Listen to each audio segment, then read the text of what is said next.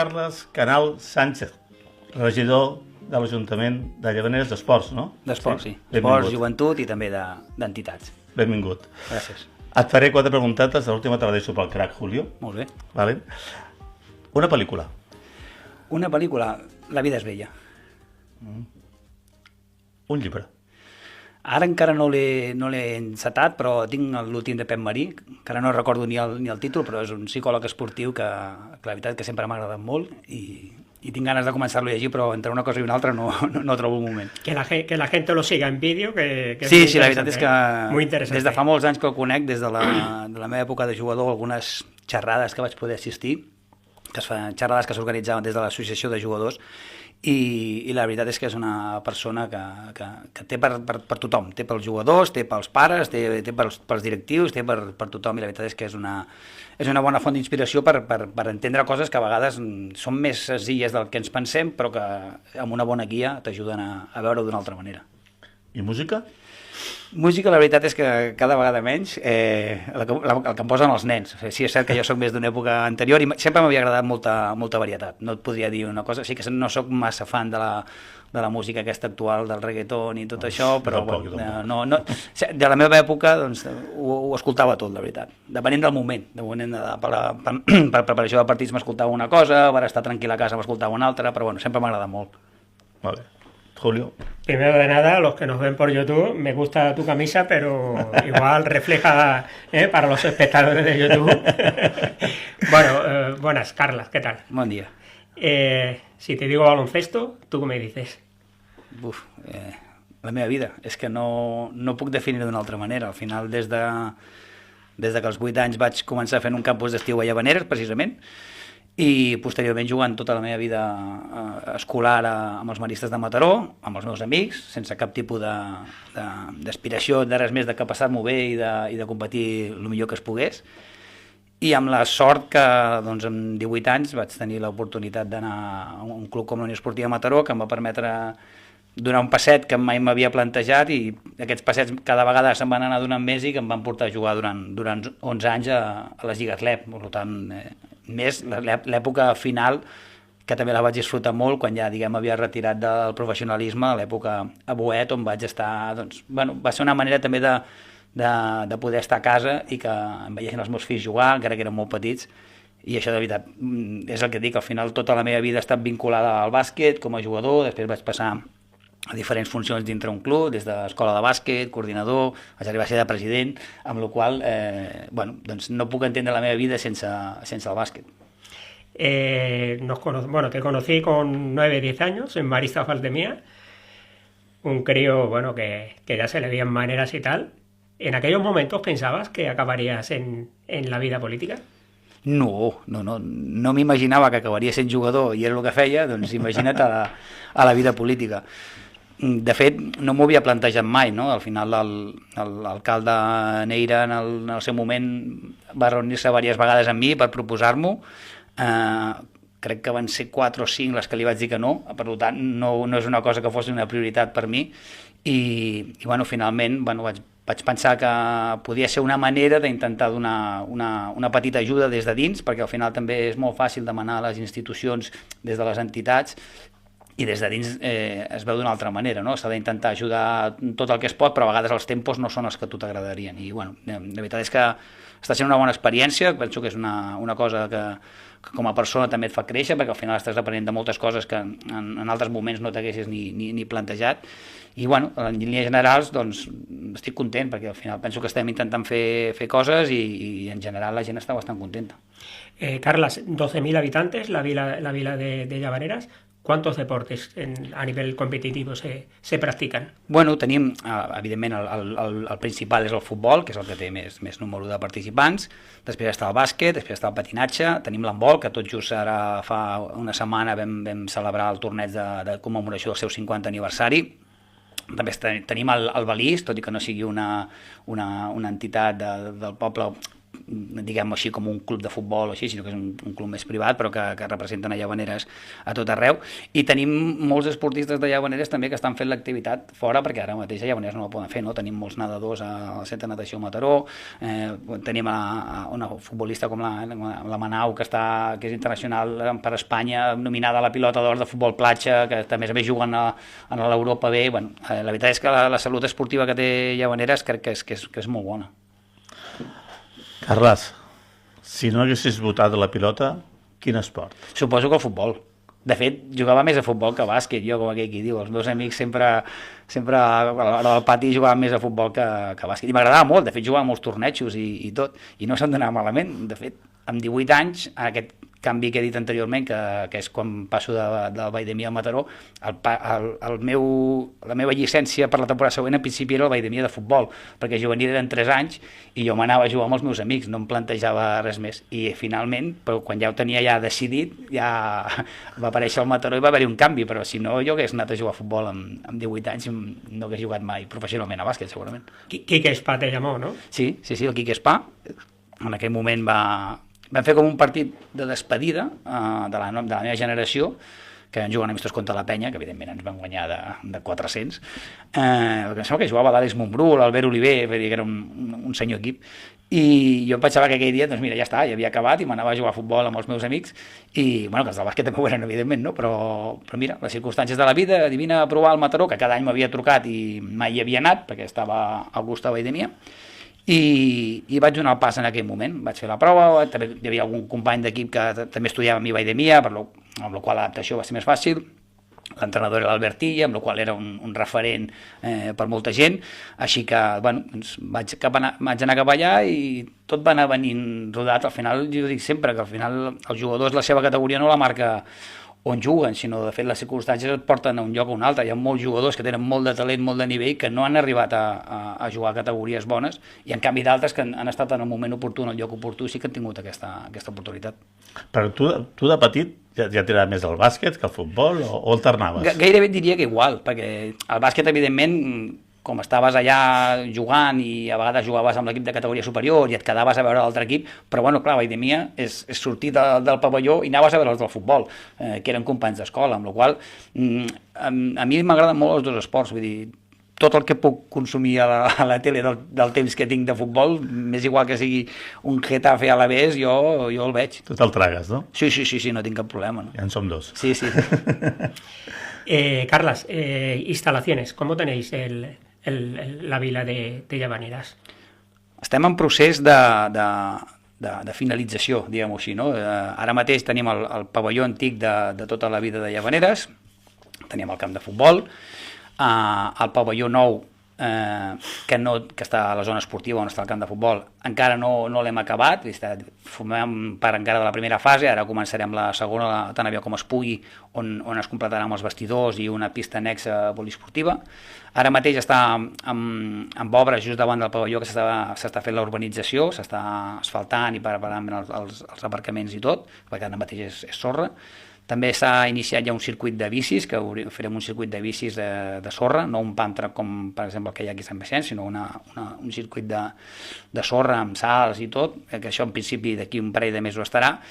I tenim una sèrie d'obres en marxa, no? Vull dir, com comentava, els vestidors, per desgràcia serà l'últim i és una necessitat molt important, però d'aquí molt poquet, en el moment que el Consell Català de l'Esport ens va demanar unes petites esmenes que les estem acabant, doncs començarem un camp de futbol 7 situat entre el pavelló i el camp de futbol gran, que servirà perquè el Club Esportiu Llavaneres i l'escola que puguin treballar en bones condicions, perquè ara mateix tenen un volum d'equip tan gran que no poden treballar bé. Llavors, el següent pas és el camp de futbol 7, després el bar del camp de futbol, que serà el bar de la zona esportiva, també en breu també començarà, amb la qual estem parlant de que potser un any tota la zona esportiva, tal com la veiem actualment, serà molt diferent.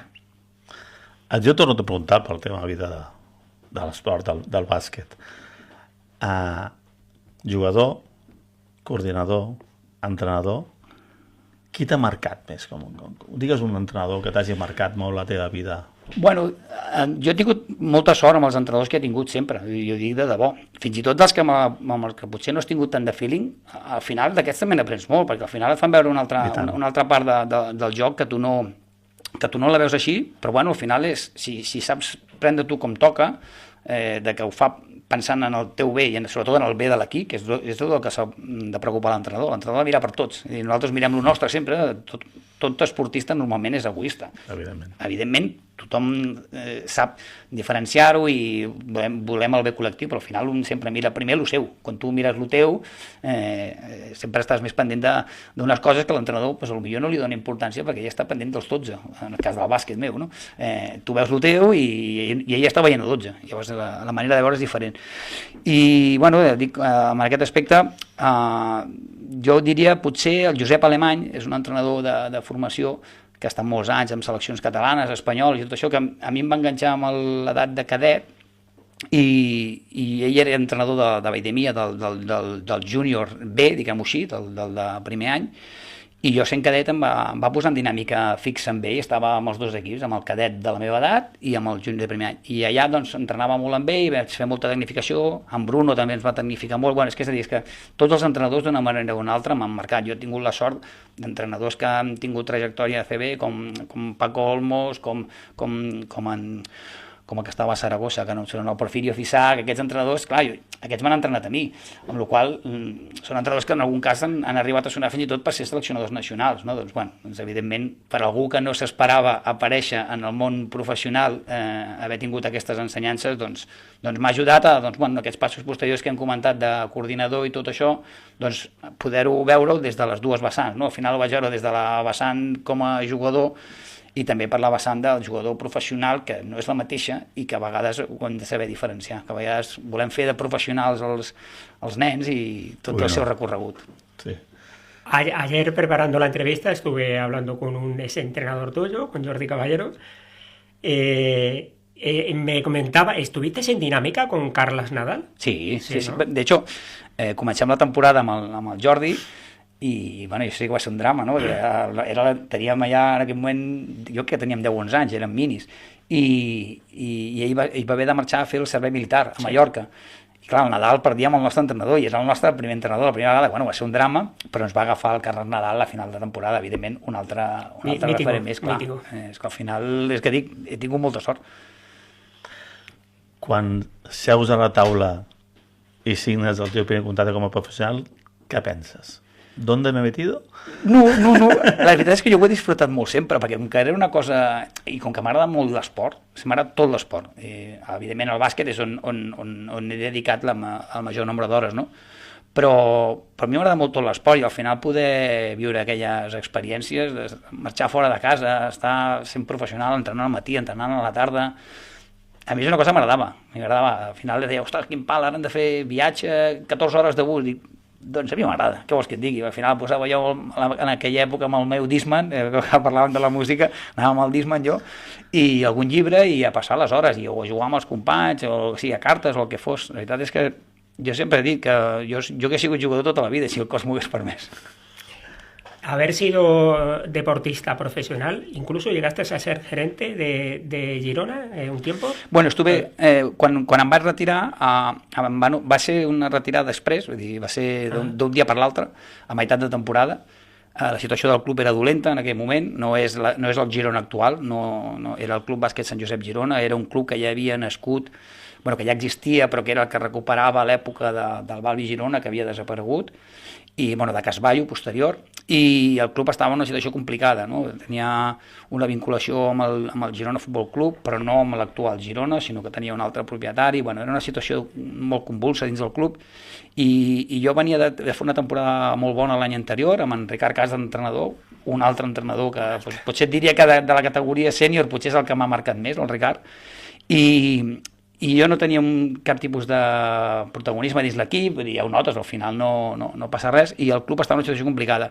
I buscava una figura d'una persona que s'encarregués una miqueta del màrqueting i les relacions externes amb les institucions i tot, i m'ho van proposar. I era un moment que jo en aquell moment no tenia aquella sensació de que pogués aportar gaire cosa a l'equip, i vaig acceptar-ho. Va ser una roda de premsa d'un dia per l'altre i ja està. I aquí va començar l'època postjugador i vaig seguir a Girona un any més, fins que després ja vaig tornar a situar-me aquí a Mataró primer y ahora desde fa molts anys ja a Llavaneres. Lo que te comentaba, ¿te ha servido toda esta experiencia como exjugador profesional y gerente para el trato hoy en día con los clubs de la ciudad? Sí, 100%, perquè al final, quan tu estàs en una entitat, el que comentava abans, no? Dir, demanes ajut, no? Les institucions, que per això estem, no? per donar solucions, no?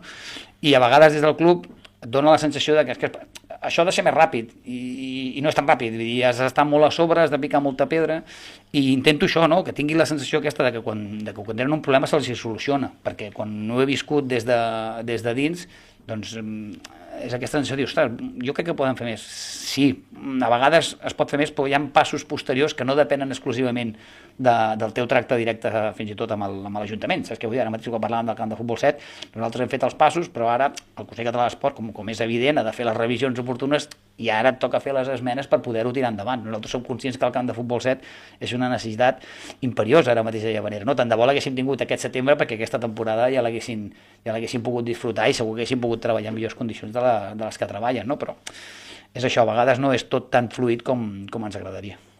Le estuvimos haciendo la entrevista al presidente del Llavaneres de fútbol y nos comentaba eso, que por lo menos daba la sensación de que hablabais el mismo idioma. Sí, bueno, s'intenta, no? El que et dic, al final la regidoria d'esports, entre cometes, per mi és fàcil de portar, no?